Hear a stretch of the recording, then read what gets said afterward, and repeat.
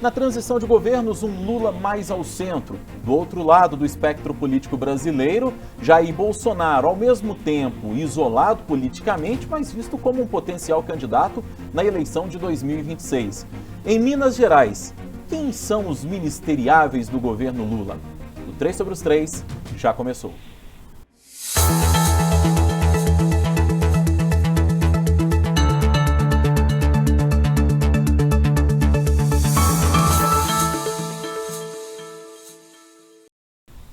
E neste vetusto podcast, digamos assim, para parafrasear Soraya Tronic, que foi candidata à presidência da República e usou essa expressão numa entrevista que concedeu a nós ainda no primeiro turno, o 3 sobre os 3 hoje numa composição um tanto quanto diferente, sim, diferente mesmo. E eu vou fazer as honras da casa chamando primeiro as damas. Hoje eu tenho aqui comigo Thalita Marinho, âncora do Super N, primeira edição, minha parceira de bancada, agora parceira de podcast também. Bem-vinda, Thalita. Ei, Rodrigo, obrigada também, Ricardo, e vou mandar um beijo pro papai Guilherme Brahim, nosso Gibraim, que agora é papai, e por isso não está aqui, né? É, exatamente. Nasceu Otto, filho do nosso companheiro Guilherme Ibrahim, para quem a gente manda um abraço aqui, efusivo, como diria um amigo nosso, para ele, pro Otto, para a Aline, a família que está unida e feliz nesse momento especial. E eu vou cumprimentar também nosso editor-chefe do Tempo Brasília, Ricardo Correia. Olá, Ricardo.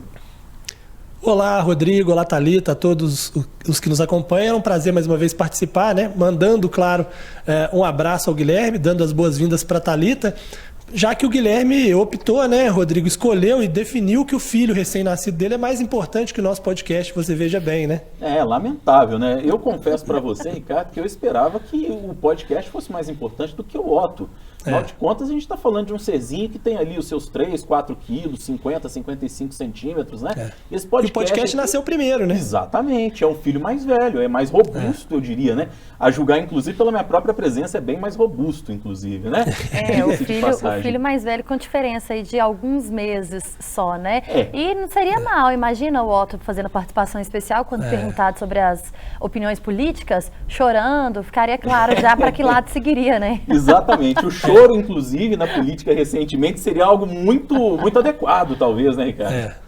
E fique claro que o filho mais velho está com ciúmes, né? Neste caso, do filho mais novo, mas que o Otto seja muito bem-vindo e que o Guilherme aproveite muito essa fase. Exatamente, temos certeza que vai aproveitar muito mesmo, porque é uma fase maravilhosa. Eu quero aproveitar para dizer para você que a gente está em otempo.com.br/podcasts, você nos encontra também no YouTube de O Tempo, e você também pode nos encontrar nos agregadores de podcast. Para você que não quer ver as nossas carinhas, você quer apenas ouvir as nossas vozes, vai lá no seu agregador de podcast favorito, procure 3 sobre os 3 e você vai nos encontrar. Bom, vamos falar um pouquinho, minha gente, dessa transição de governo. E nós temos um cenário bastante curioso, e foi até a temática, Ricardo e Thalita, da abertura dessa nossa edição, desse nosso episódio do podcast. Nós temos um Lula demonstrando uma disposição de caminhar mais ao centro, todas as sinalizações dele mostram esse caminho.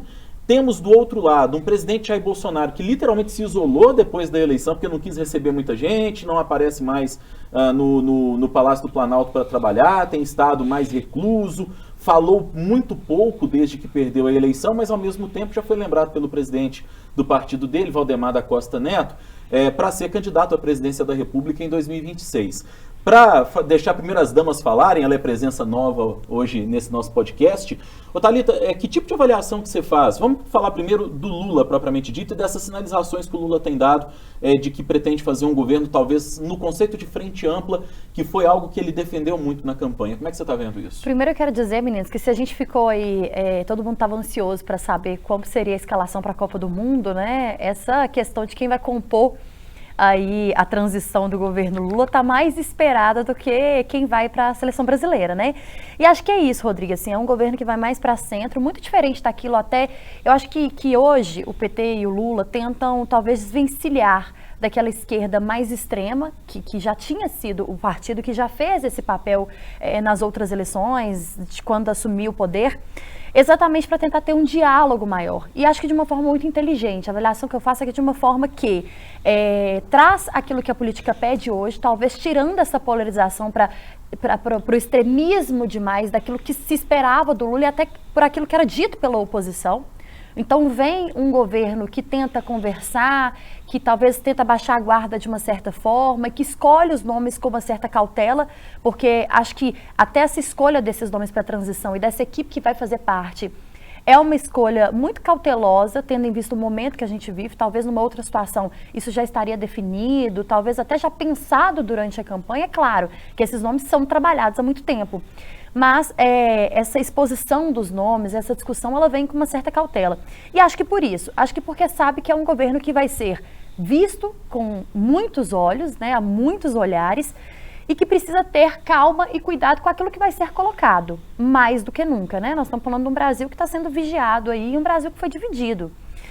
Em relação ao presidente Jair Bolsonaro, a avaliação que eu faço de momento, assim, ontem ele começou, né, o perfil dele nas redes sociais começou a postar fotos sem legendas, o que não é comum, e do ponto de vista do marketing digital, não traz nem engajamento, teoricamente, né? Claro que as curtidas e comentários ali, mas sem uma legenda efetiva, é uma coisa que desce o engajamento, mas começou a postar algumas fotos. Seria um indício, talvez, de uma volta, né? De um ressurgimento do presidente Jair Bolsonaro nas redes para começar a falar, talvez as lives que ele gosta de fazer. Eu não sei, eu acho que é mais uma mágoa, assim, sabe? Daquilo que ele passou e o jeito Bolsonaro que a gente conhece, né? Fala quando quer, dá opinião quando quer, mas acho que ele foi segurado ali, teve a língua segurada por muita gente para que ele pudesse ficar mais calmo e mais cauteloso nesse momento. E ontem tinha expectativa, né, nessa semana tinha expectativa do relatório aí das Forças Armadas sobre as urnas, que não comprovou, como era esperado que teria fraude, mas algumas coisas que pudessem ter passado. Mas quando ele começa a postar essas fotos nas redes sociais, exatamente nesse dia em que esse relatório pode ser solto ou esse relatório vai ser divulgado, mexe também com a cabecinha da população, né? As pessoas começam ali a questionar, será que vai voltar hoje ou não? Então acho que assim, eu acho que é cautela para os dois lados, o Rodrigo e Ricardo, cautela dos nomes que são escolhidos para a transição do governo Lula e cautela da forma como o presidente Jair Bolsonaro reaparece neste momento após essa derrota, num momento em que, claro, né, gente, os dois lados tinham certeza da vitória. Mas a gente vê que a direita saiu incontestável, assim, né? Foi a vitória incontestável, mas saiu um tanto quanto machucada, né? A gente vê pelos movimentos que fazem aí. Quando você fala de cautela, eu me lembro de um ditado que obviamente não é da sua época, porque Ricardo e eu somos notavelmente e notadamente mais velhos que você, de que cautela e caldo de galinha não fazem mal a ninguém. Principalmente caldo de galinha, porque é muito gostoso, inclusive, né? Diga-se de passagem, né? É muito. Mas como isso aqui não é um programa de culinária, né? Até poderia ser, né? A gente poderia dar receita de bolo, como fez o Estadão, certa feita, enfim. Mas isso é assunto para um outro podcast. Ô, Ricardo, a gente fala dessa coisa do PT caminhar para o centro, e aí eu penso o seguinte, quando a gente vê alguns nomes, como André Lara Rezende e Pércio Arida na equipe econômica da transição do governo, é uma coisa que seria inimaginável para o PT dos anos 90, até para o PT da primeira vitória de Lula no começo dos anos 2000 também, né? Não, exato. E assim, as coisas mudaram muito, né, de lá para cá, né? Se a gente olha o PT pós-Fernando Henrique assumindo o poder, a gente tinha ali um projeto legitimado pelas urnas que era de mudar aquilo que o governo Fernando Henrique estava fazendo, e considerando que o governo Fernando Henrique não era um governo tão à direita, né, mas um governo de centro, você precisava caminhar mais para a esquerda para poder, de fato, fazer valer aquilo que as urnas decidiram, né? Então era natural que o governo Lula estivesse um pouco mais à esquerda do que o governo Fernando Henrique, mas não tão à esquerda assim. Até porque o Lula ele só conseguiu chegar ao poder ao moderar um pouco seu discurso em relação a 89. Né? E aí a gente viu um governo de Lula em 2003 até 2010, que foi um governo de centro-esquerda, vamos dizer assim, inclusive com muita gente de centro, né, dentro do governo, muita gente do MDB e tal. Quando a gente tem o governo Dilma, ele se desloca um pouco mais para a esquerda do que no governo Lula, né? Principalmente na política econômica. A gente saiu ali daquelas âncoras fiscais mais definidas, né? Desde o Plano Real e que vinha dando certo, por uma política desenvolvimentista que acabou sendo, no final, considerada fracassada, né? Tanto que gerou aí um problema econômico e gerou, inclusive, o impeachment da Dilma, né? Que, independentemente de qualquer articulação política, se ela tivesse uma boa avaliação com um momento econômico bom no Brasil, ela não teria caído. E eu acho que essa derrota da Dilma, com o impeachment, E agora, o resultado das urnas, principalmente para o Legislativo, deram um recado importante para o PT de que ele tem que, no mínimo, voltar para aquela posição que estava no governo Lula, né? Que ele não pode seguir o mesmo caminho do governo Dilma. E isso explica essa aproximação um pouco mais para o centro, né? O Lula sabe muito bem que ele não conseguiria governar sem uma guinada maior para o centro. E neste ponto... considerando os apoios aí mostraram isso, né? Simone Tebet com um papel importante, ainda que não tão expressivo, eu acho, como era o esperado, mas teve um papel muito importante. E aí, uma maneira de você fazer esse deslocamento é justamente você buscar aquelas figuras que têm uma relevância do ponto de vista de atenção da direita, mas que não são essa direita que está com o Bolsonaro, né? E aí você volta àquele grupo que estava ao centro no governo Fernando Henrique, que é o caso de Pércio Arida e André Lara Rezende. Ainda não temos certeza de como é que vai caminhar esse governo nesse aspecto, né? Eu acho que quando a gente olha a transição, o ponto que a gente tem mais dúvidas é exatamente o ponto econômico, porque foram escolhidos 4 nomes, 2 ortodoxos, Pércio Arida e André Lara Rezende, ainda que André Lara Rezende tenha se deslocado um pouquinho mais do ponto da plena ortodoxia, que tem Pércio Arida, por exemplo, mas você tem 2 nomes mais heterodoxos, que são o Nelson Barbosa, que inclusive foi do governo Dilma, né? E o Guilherme Melo, que foi quem construiu o projeto de economia do governo, da campanha de Fernando Haddad. Então é preciso ver quem vai mandar, né? Eu acho que quando a gente souber o ministro da Economia, a gente vai ter uma clareza de qual dessas duas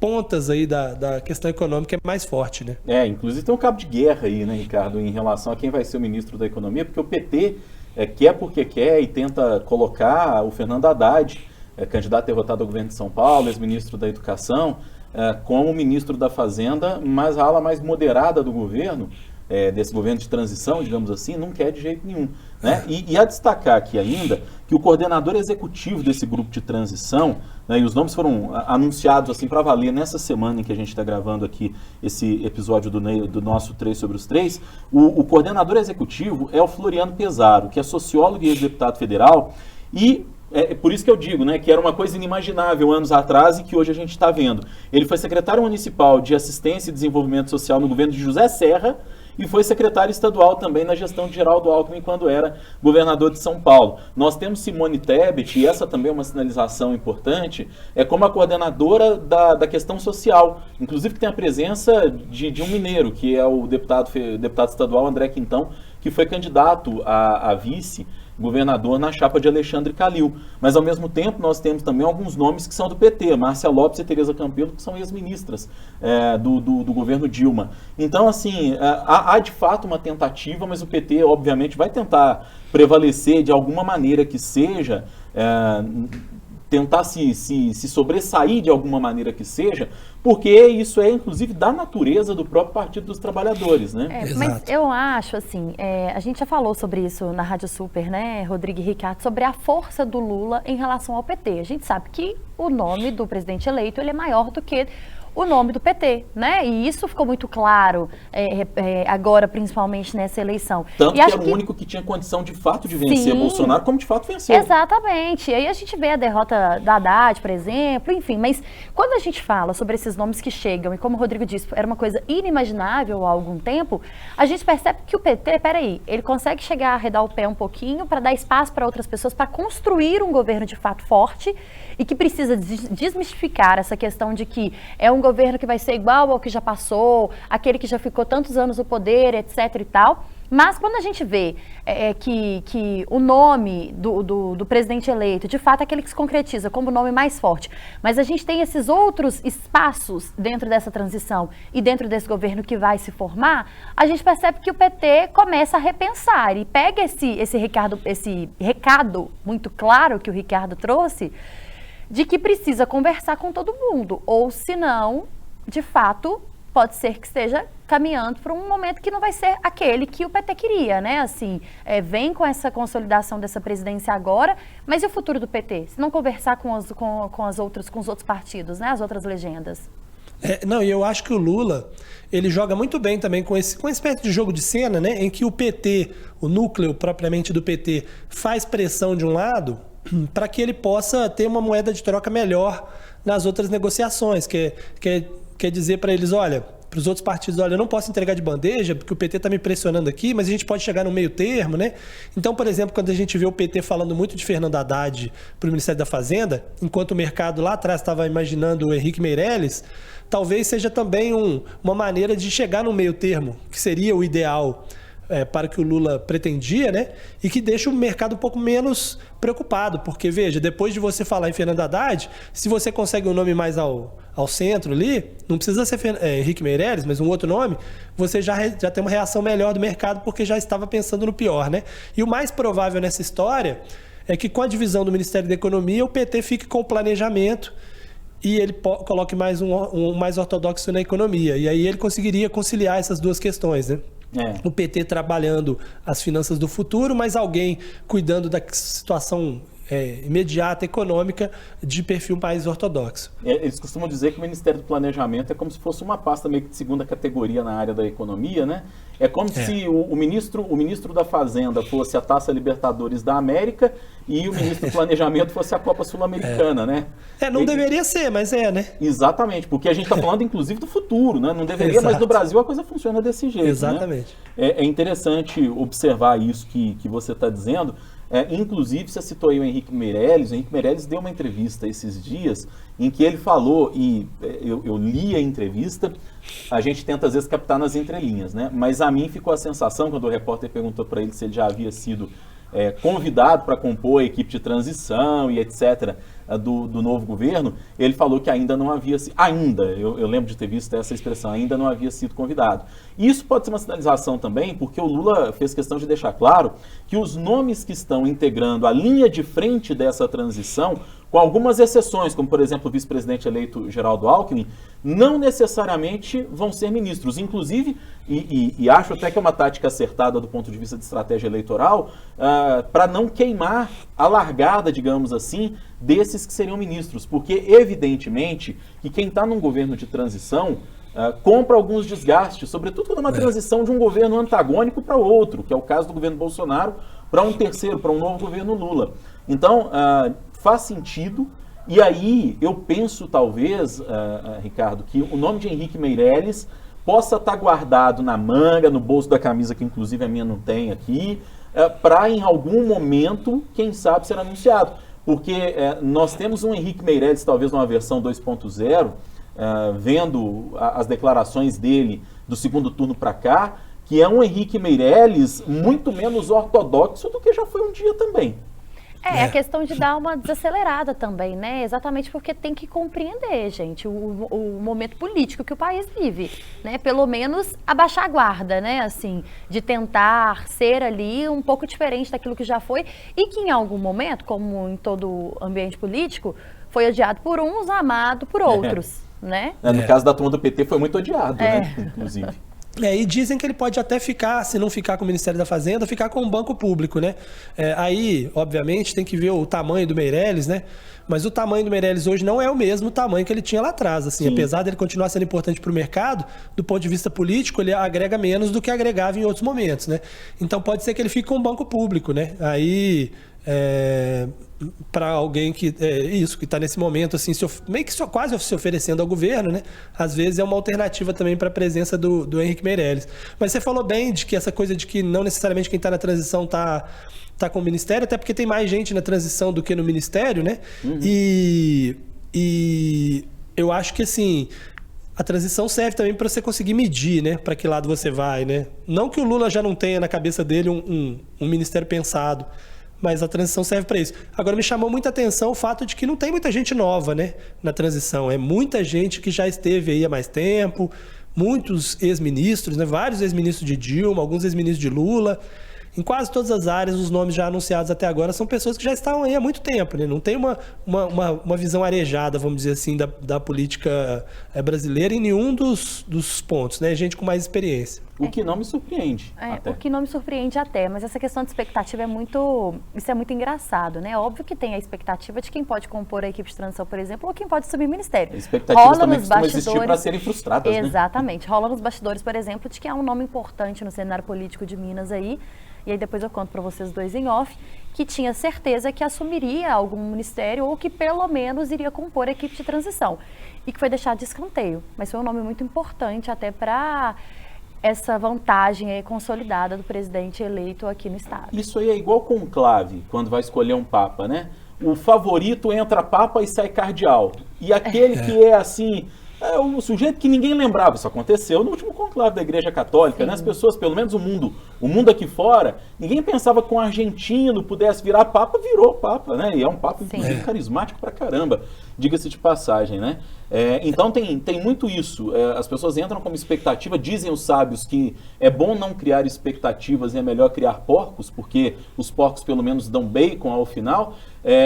Mas expectativa é um negócio complicado, sobretudo quando você está falando de ministério. Por mais que o isso me lembra, Rodrigo, uma história antiga do Tancredo, né? Que tem sempre alguém lembrando dessa história, né? Acho que é muita gente que quer um cargo, começa a espalhar aí para todo lado que vai ficar com o cargo para depois tornar aquilo inevitável, né? E aí o Tancredo tem uma história de que chegaram para ele, a pessoa chegou para ele e disse, olha, tá todo mundo aí falando que eu vou ser o secretário, que eu vou ser secretário e tal, agora vai ficar até chato, como é que eu vou fazer? Vai pegar muito mal para mim se eu não for. E aí o Tancredo diz, não, faz o seguinte, diz que eu te convidei e você não aceitou. Eu acho que quase aconteceu, quase aconteceu para a escolha de chapa vice aqui em Minas. Hein? Exatamente. Um dia a gente vai falar sobre isso. Eu queria também aproveitar e falar agora da questão Lula e relações institucionais. E a gente vai falar agora efetivamente dos três poderes. A gente já falou aqui do Executivo e vamos falar um pouco, para começar, do Legislativo, né? Nessa semana, nós vimos o Lula se reunir com sorrisos abertos, inclusive, com o presidente da Câmara, Arthur Lira. Sim, Arthur Lira.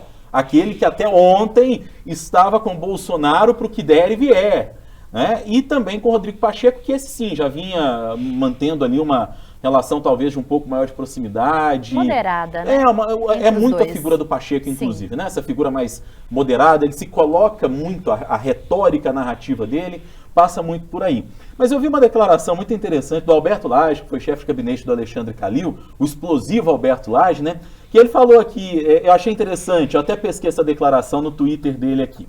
No mesmo dia, Lira aos afagos com Lula. A bancada do PSD em Minas Gerais confraternizando com o professor Matheus, que é o vice-governador eleito de Romeu Zema. Esqueçam a Copa do Mundo. O governismo é a verdadeira paixão nacional.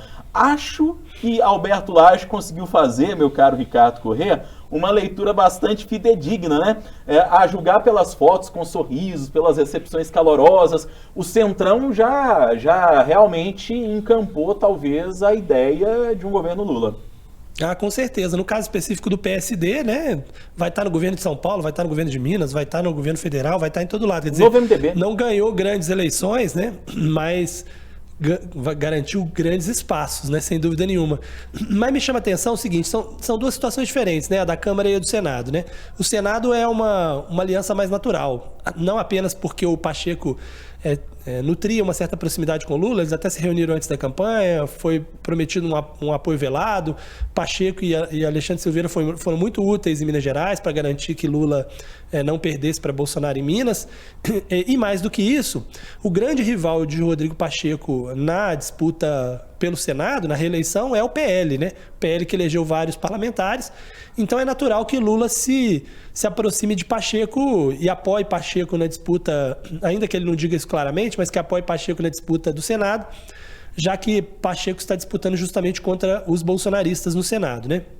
Então é mais natural. Agora, na Câmara é um pouco diferente, porque ali há um pragmatismo muito grande do PT de concluir o seguinte, olha, não dá para disputar com o Arthur Lira, a força dele hoje é muito grande, ele está aí praticamente reeleito, e é melhor, não pode com ele, junte-se a eles, né? Neste caso é melhor você ter o Lira numa distância razoável, até porque ele topa o governismo mesmo, o pai dele já foi próximo aos petistas também, né? O Benedito Lira, então vale mais a pena você estar com ele do que você eventualmente entrar numa candidatura que não tem a mínima chance e que possa irritá-lo, né? O que é um bom também uma mudança de postura em relação ao que foi feito lá atrás, quando o Cunha, todo mundo sabia que o Cunha era o favorito para a Câmara e mesmo assim o PT foi contra ele e depois deu no que deu no impeachment, né? Então a gente tem isso. Agora, assim, parece simples, né? Bom, eu apoio o Pacheco e apoio o Arthur Lira e está tudo certo, eu tenho o apoio eu apoio os dois que vão ganhar e isso não me causa problemas. Mas não é tão simples, porque o PL do presidente Jair Bolsonaro, que também tem uma bancada forte na Câmara e que também vai ser útil na disputa pela Câmara, faz um apoio ao Arthur Lira em troca de Arthur Lira tentar interferir na eleição do Senado. Ou seja, o PT tem que apoiar os dois, mas o PL pressiona o Lira para, olha, eu apoio você, mas você tem que atrapalhar o Pacheco lá no Senado. Então, assim, o PT está num lugar assim, desconfortável nesse aspecto. Porque se o PL resolve ter candidato na Câmara e divide o Centrão, aí a situação já não é tão óbvia para uma vitória do Lira, assim. E, por outro lado, se ele apoia o Lira em troca de uma interferência no Senado, a eleição do Pacheco também não é tão óbvia assim, né? Então, você tem que apostar na canoa certa, né? E um pé em cada canoa costuma ser um problema, né? A gente já viu isso em algumas situações. Você citou aqui o pai do Arthur Lira, tem até uma declaração dele que está na edição do jornal O Tempo dessa quinta-feira, que é muito interessante. O Benedito Lira, pai do Arthur Lira, é prefeito de Barra de São Miguel, que é uma cidade da região metropolitana de Maceió. E aí, aliás, uma lindíssima cidade, tem uma praia maravilhosa lá em Barra de São Miguel, saudades das minhas férias, inclusive. Férias que, inclusive, do Ricardo estão quase chegando, né?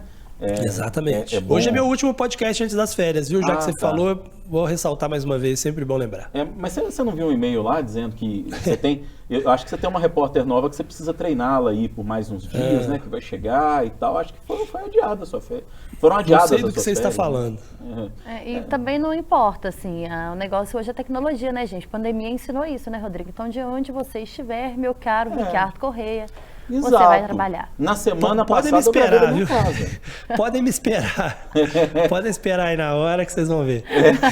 Eu senti um ar de deboche. Exato, de deboche por parte de Ricardo Corrêa. Mas voltando às vacas frias, que na verdade não são tão frias assim, a declaração do Benedito Lira foi a seguinte: ele, Arthur Lira, era um aliado. Aí, notem isso. Era um aliado de Bolsonaro. A própria fala já... Aí depois ele corrigiu. Ele falou, é um aliado de Bolsonaro como presidente da Câmara. Isso ajudou muito o município aqui. Eu sou o prefeito, nós ficamos com ele. Terminou a eleição? Acabou. Vamos pensar no futuro. São as palavras de Benedito Lira. É o ditado, Thalita. Aliás, hoje eu estou cheio de ditados e frases de efeito por aqui. E quase nenhum eu conheço pela minha idade, né? Diferente da sua. Esfregue na nossa cara a sua juventude, inclusive. Juventude. Ela faz questão, né? Quando não sou eu que cito, ela mesma faz isso. Mas é um ditado, rei morto, rei posto. Pois é, e assim, gente, a gente vê isso aqui no nosso terreiro, né? No nosso terreno, em Minas Gerais, o governador reeleito Romeu Zema, que no dia do segundo turno, ainda que confiante, né, de que Bolsonaro seria reeleito, foi fazer a sua votação lá, exercer o seu direito de cidadão, afinal de contas ele também vota.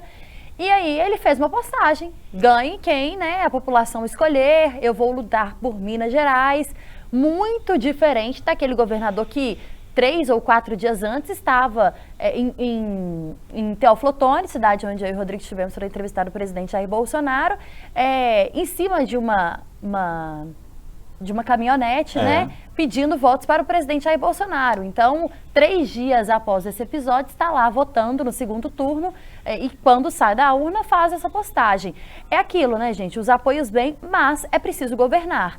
E governar, certamente, com uma oposição tão ferrenha e tão colocada assim, como foi essa na questão da campanha do governador Romeu Zema para com o presidente eleito Lula, seria muito pior para Minas Gerais. E ter essa relação tão exacerbada assim não seria bom para ninguém. Nenhum dos dois é bobo, Thalita. Nenhum dos dois, exatamente, assim. E essa é a pura e verdadeira política, né, gente? É isso, assim.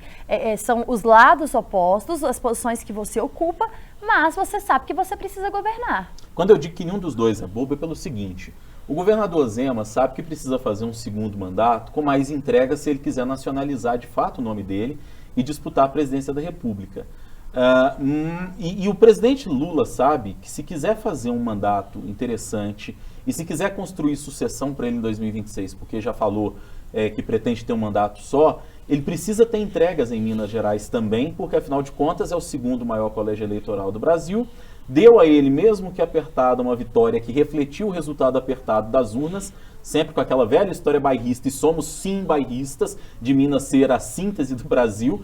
Então, eles não são bobos, né? Mesmo que em 2026, meu caro Ricardo, estejam, e certamente estarão, em campos opostos. O Lula construindo uma sucessão dele, sabe-se lá se alguém mais à esquerda ou mais ao centro, porque Simone Tebet está aí pairando o tempo todo, né? E vai dar trabalho. E vai dar trabalho, eu também faço essa leitura. E Romeu Zema, que eu não sei se vai conseguir você mesmo fazer essa análise também, ser necessariamente um representante do bolsonarismo em 2026. Ou se compõe chapa, inclusive, né? Porque tem aí a expectativa de uma volta de Romeu Zema para o PL. Pois é, há essa possibilidade. Você sabe até que isso é curioso, né? Porque assim, o Zema trabalhava com a ideia de que pudesse ser um sucessor de Bolsonaro. A gente mesmo já falou aqui, eu já falei várias vezes, que eu acho muito improvável que ele consiga ganhar esse espaço, até porque ele não é um bolsonarista raiz e o bolsonarismo ele exige uma fidelidade canina, né? Quem não for 100% fiel não serve, e aí nesse ponto o Zema não entraria. Mas ele negociando a ida para o PL, num momento em que o PL já anunciou seu candidato para 2026, também é uma situação estranha, né? Porque uma coisa é você falar, não, temos aí opções, o Zema pode ser uma opção, venha para o PL, a gente vê o que acontece. O presidente do PL já anunciou, né, que Jair Bolsonaro é o candidato do partido em 2026, né? Aliás, até sobre isso especificamente, acho... não estou querendo aqui dar aula para o Valdemar Costa Neto, porque certamente conhece muito mais de política do que nós, né? Não por acaso está aí esses anos todos, mesmo com tudo que enfrentou, mesmo tendo sido preso, condenado, continua mandando num partido político enorme, né? Mas você... no dia seguinte, poucos dias depois da eleição, lançar um candidato para 2026 é colocar um alvo na testa dele, né? Se Bolsonaro estava tentando, de alguma maneira, achar uma saída de composição para evitar problemas judiciais, para evitar vinganças do governo que assume, quando você crava que ele é o candidato em 2026, você naturalmente pega todos os possíveis aliados e afasta eles, e você pega o governo que está no poder e diga que vai dizer, olha, precisamos eliminá-lo logo para que ele não seja candidato em 2026. Mas Valdemar Costa Neto deve estar sabendo o que está fazendo.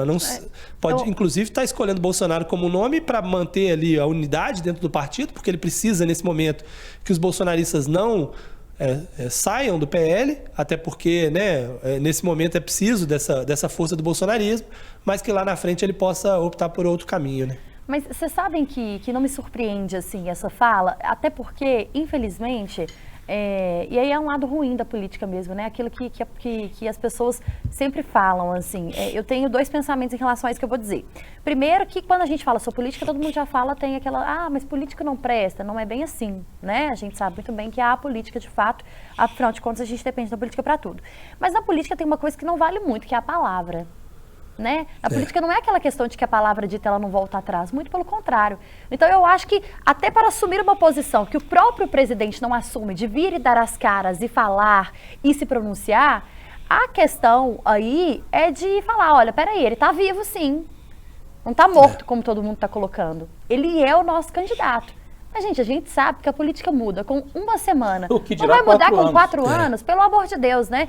Isso pode não se manter. Pode se manter? Sim, pode se manter. A direita, inclusive, precisa se reconstruir agora. Isso ficou muito claro também para eles, né? Não faz sentido o resultado, ou não faria sentido o resultado, como eles contestam. Em Minas, por exemplo, o que a gente viu, grande parte apoiado pelo presidente Jair Bolsonaro sendo eleito no Senado, ao governo, deputados que fizeram história e tendo a derrota ainda em segundo turno aqui. Mas a palavra na política não é uma palavra...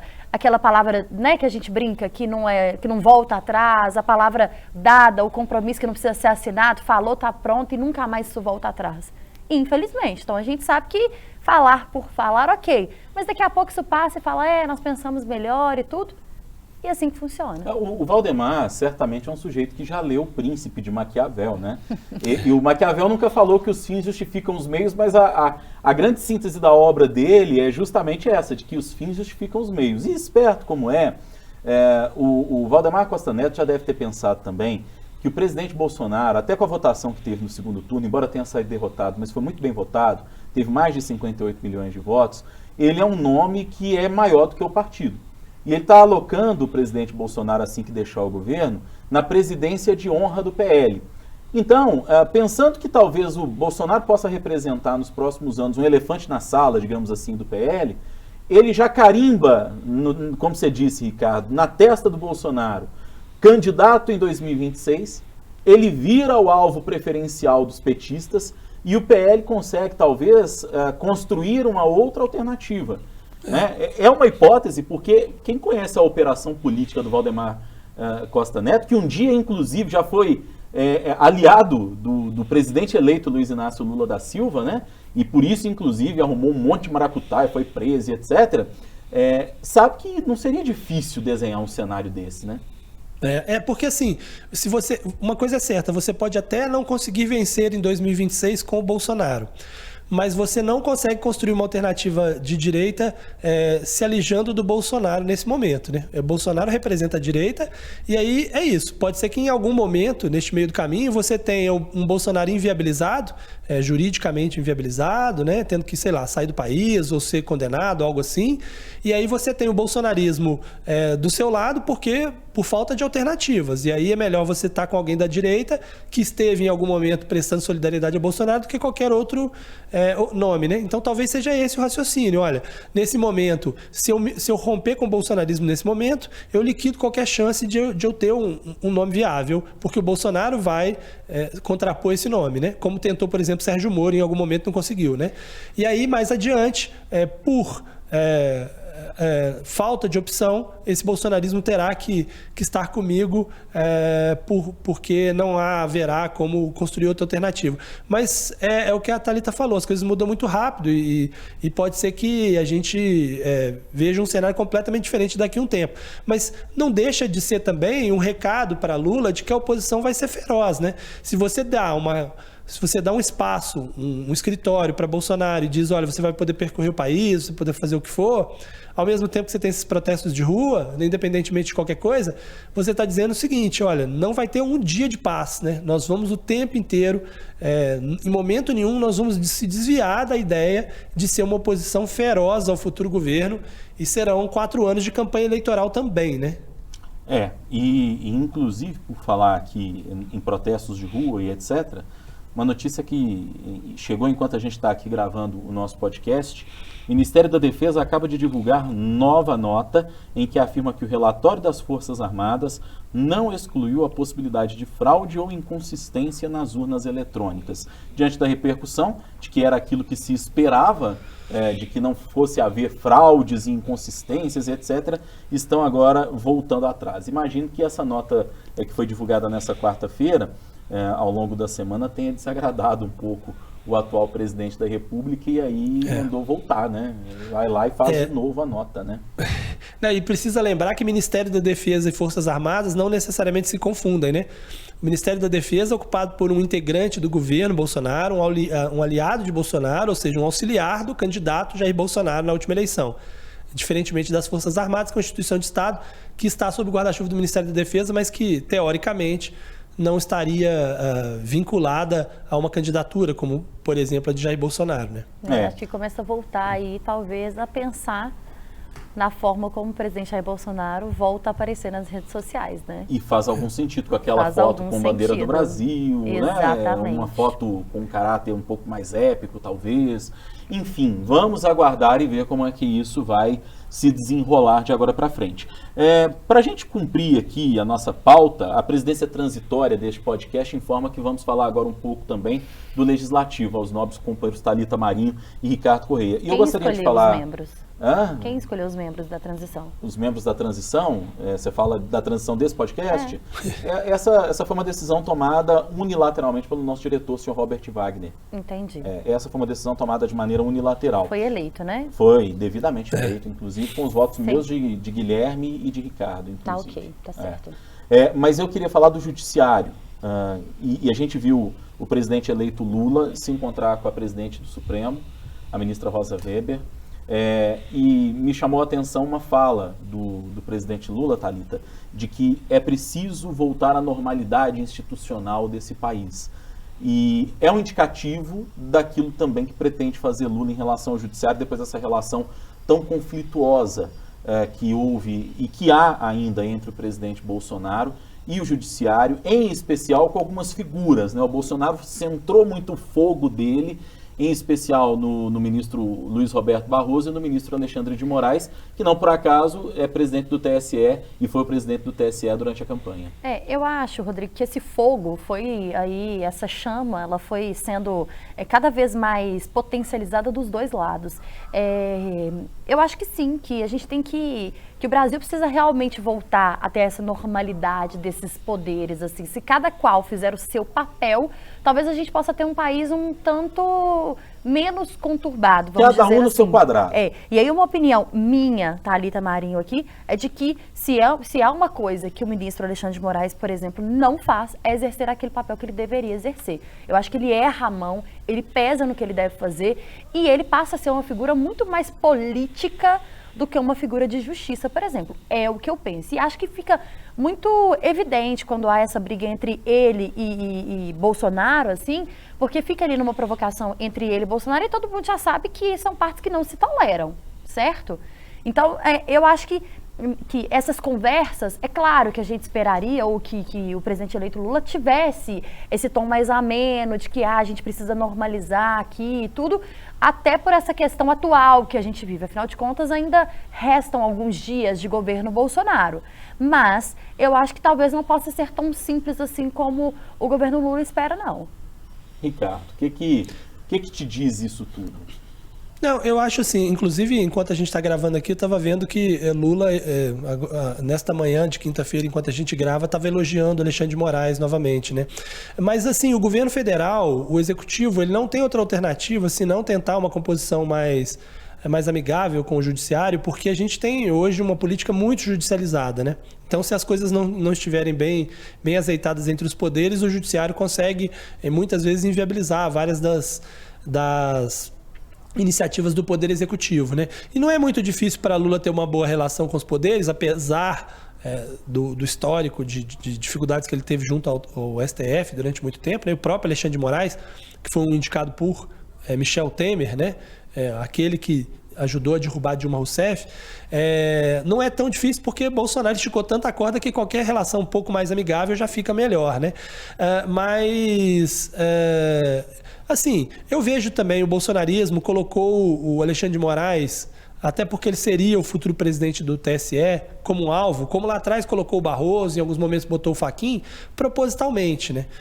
Não era por acaso. E o Moraes, ele foi colocado no TSE justamente para fazer esse papel mais duro, né? E muitas vezes questionável por ser duro também, para que depois que o bolsonarismo saísse, a situação pudesse voltar a uma normalidade de relações, né? Inclusive, o judiciário terá que fazer isso, porque há uma composição grande no Senado de políticos à direita e que tem o poder, né, de pressionar pelo impeachment de ministros do Supremo, né? Ainda que Rodrigo Pacheco já tenha deixado por várias vezes claro que não topa levar isso adiante, né?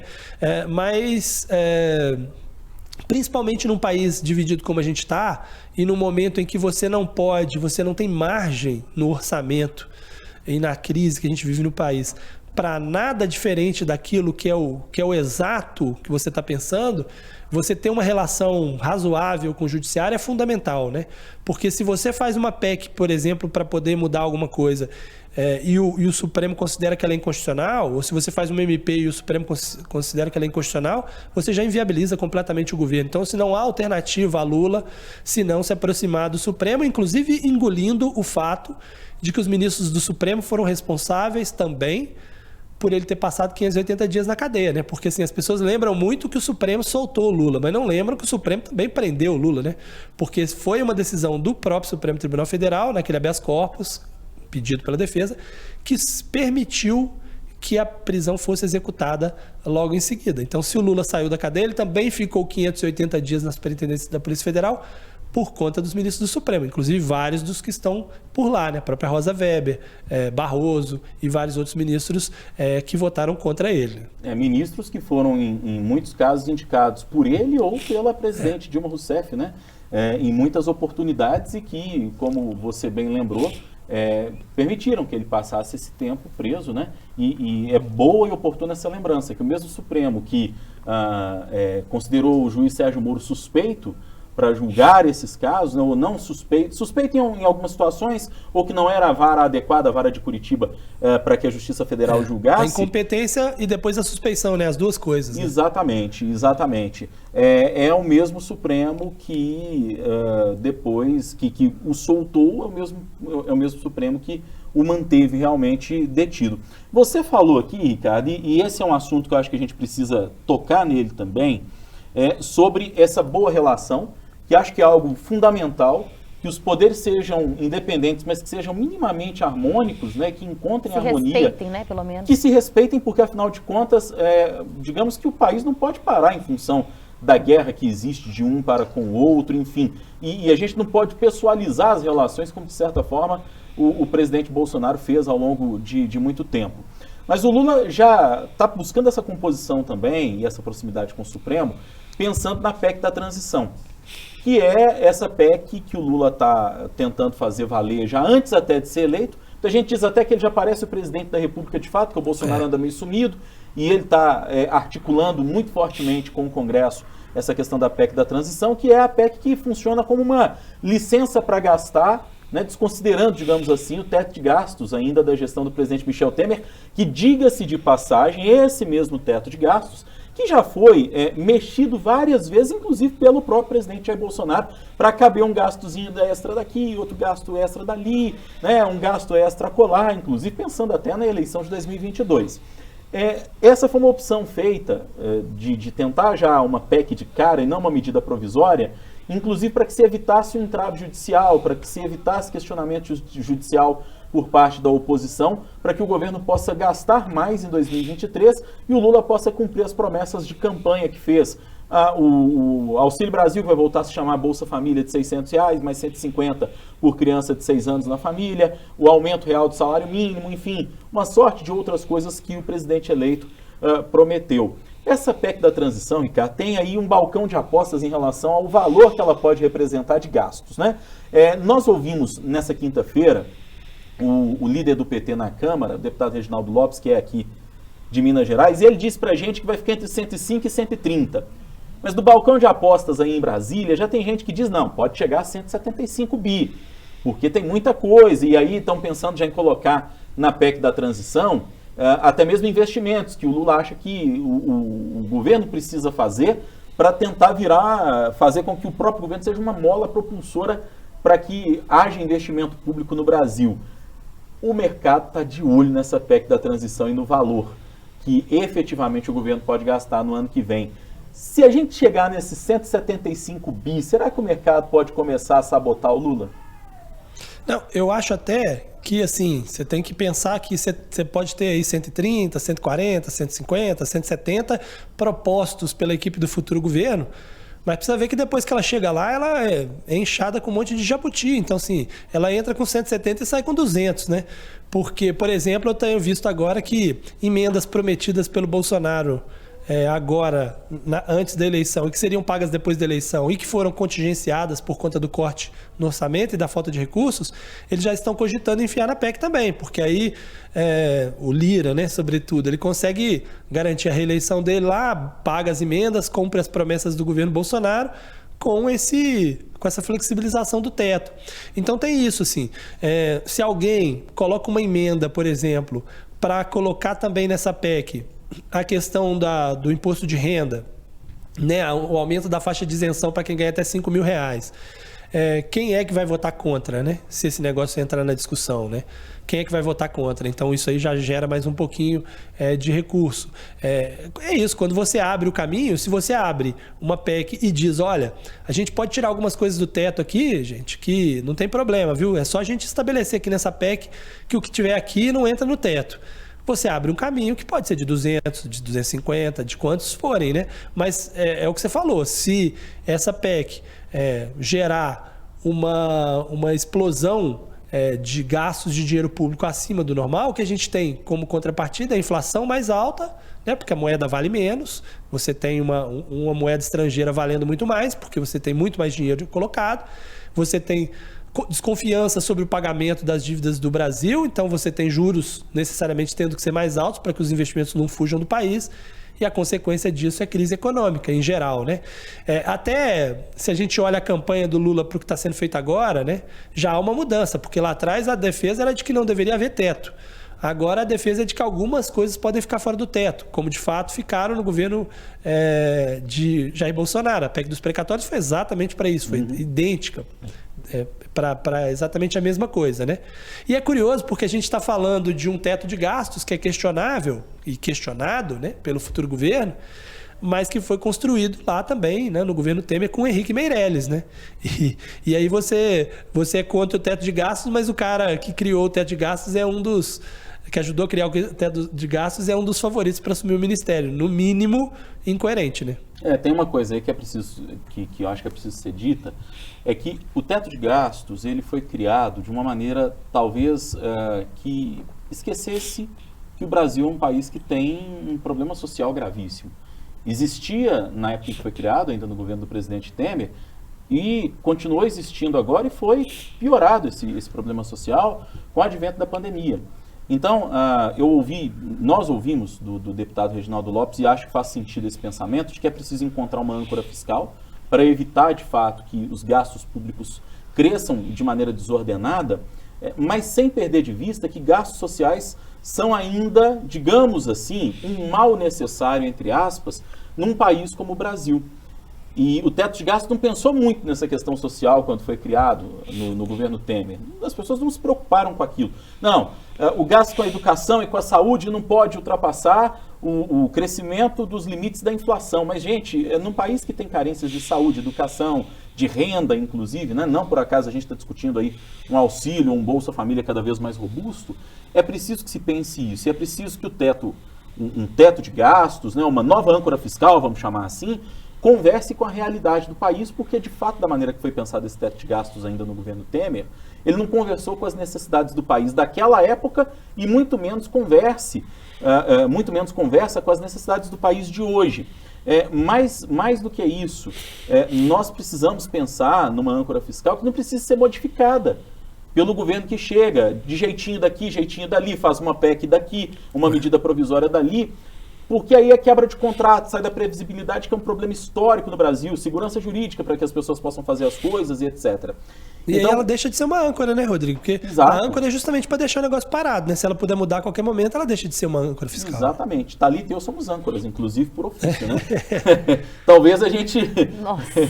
Você gostou da piada, eu tenho certeza, né? Mas essa coisa do crescimento desordenado é como se fosse, digamos, o Marco Túlio, que é marido da Thalita, vai ao mercado e fala assim, benzinho, eu vou ali fazer uma compra porque acabou o arroz e acabou o feijão.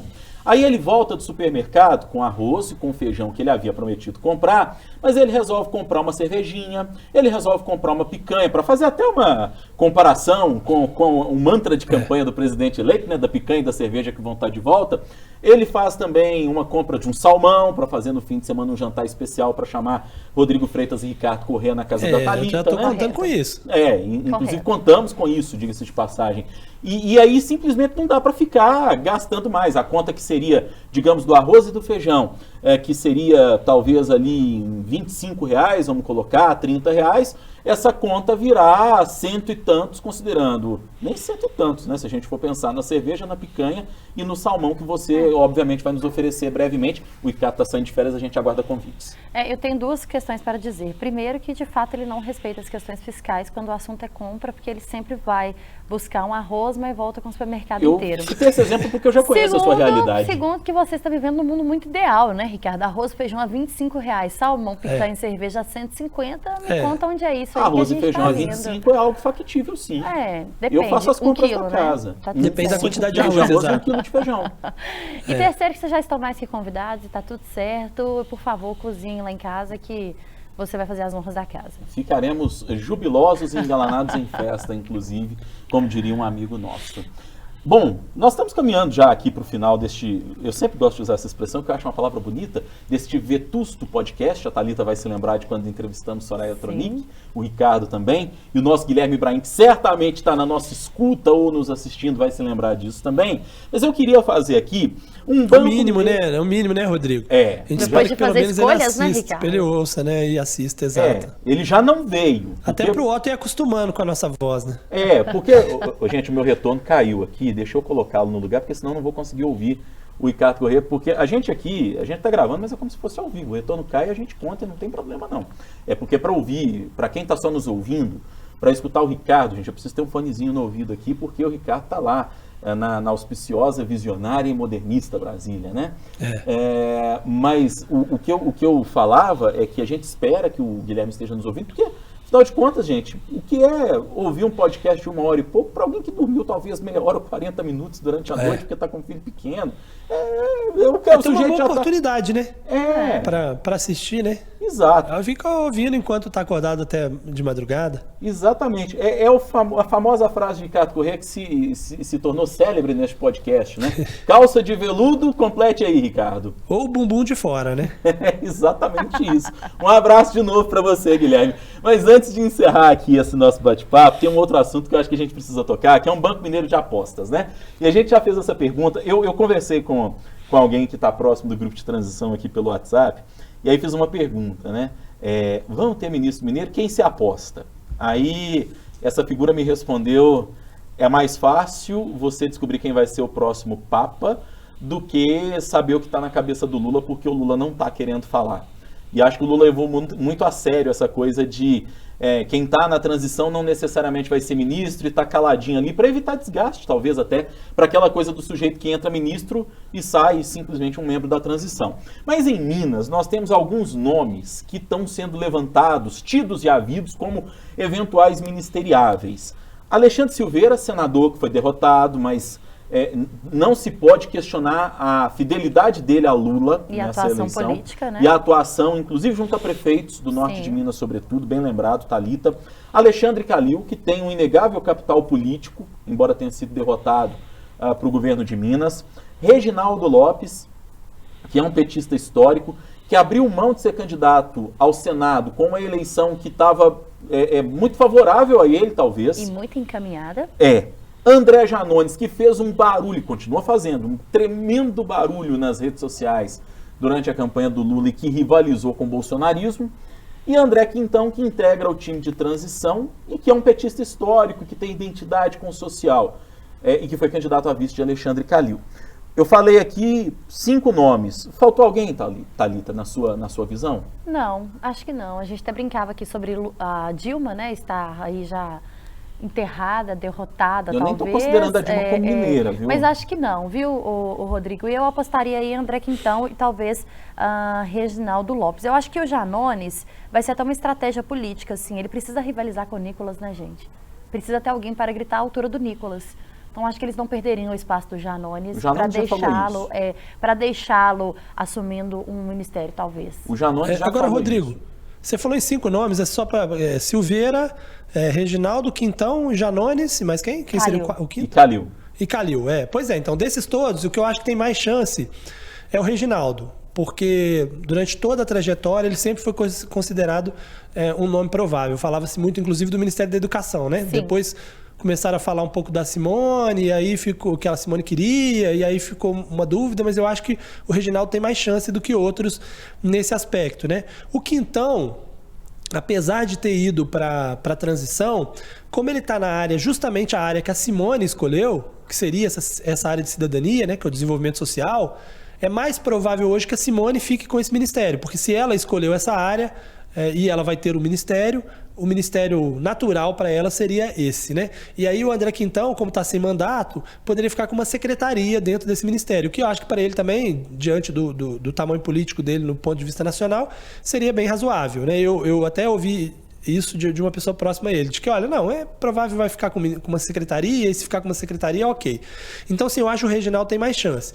O Silveira tem que ver, porque, assim, ele foi muito útil, de fato, para o Lula em Minas, ele e o Pacheco, mas o Lula apoiando o Pacheco para o Senado teoricamente, já está paga a dívida dele com o Pacheco, né? E o Silveira, ele está completamente ligado ao Pacheco, né? Ele foi, inclusive, diretor lá, institucional, lá no Senado, né? E se ele tivesse sido eleito para o Senado, seria mais óbvio, porque abriria espaço para um petista no Senado, se ele ficasse com o ministério. Mas como ele perdeu, se enfraqueceu um pouquinho essa possibilidade. Mas depende um pouco dessa negociação de Pacheco e Lula. Pode ser, sim, que Silveira fique com o ministério, mas ele pode ficar também com uma estatal ou com, né, uma autarquia, né? Ele foi do DENIT, né? Porque não poderia novamente. E aí eu acho que eu não sei se eu vejo espaço para que fique Calil e Silveira também, né? A minha aposta é que talvez o Alexandre Silveira ele fique aí como uma estatal, uma autarquia, um departamento desses, porque inclusive já foi, como você bem lembrou aí, Ricardo, integrante do DENIT durante o governo Lula, foi o chefe, né, o comandante nacional do DENIT. O Calil, para mim, está cada vez mais claro que ele não desistiu de ser governador. E ele já deu as dicas, né, de que achou, nas palavras dele, até achei um barato, né, com aquele jeitão Calil de ser candidato a governador. E o cenário daqui a 4 anos é diferente, né, embora o governador Zema vá tentar certamente fazer um sucessor. O cenário se anuncia como um cenário diferente, porque não tem mais a figura de Romeu Zema disputando, e o mineiro não é muito afeito a essa coisa de ir no voto que o fulano ou que o cicrano indica. O próprio governador Zema sabe disso, que moveu céus e terras para eleger Marcelo Aro e não conseguiu, moveu céus e terras para eleger o presidente Bolsonaro aqui em Minas e também não conseguiu, embora tenha quase empatado o jogo. André Janones, para mim, e eu concordo muito com essa leitura da Thalita, e o próprio Janones falou isso, ele vai ser mais útil para o Lula fazendo barulho na Câmara dos Deputados, até porque eu acho que não tem ninguém que consiga rivalizar minimamente com a turma mais barulhenta do bolsonarismo no PT, e o Janones, embora não seja do PT, ele consegue fazer esse contraponto. O André Quintão, eu penso que vai ter algum cargo bom dentro de um ministério, talvez um vice-ministro, né? Quando dizem aí o secretário executivo é o equivalente a vice-ministro, para poder explicar para o nosso ouvinte e para o nosso telespectador.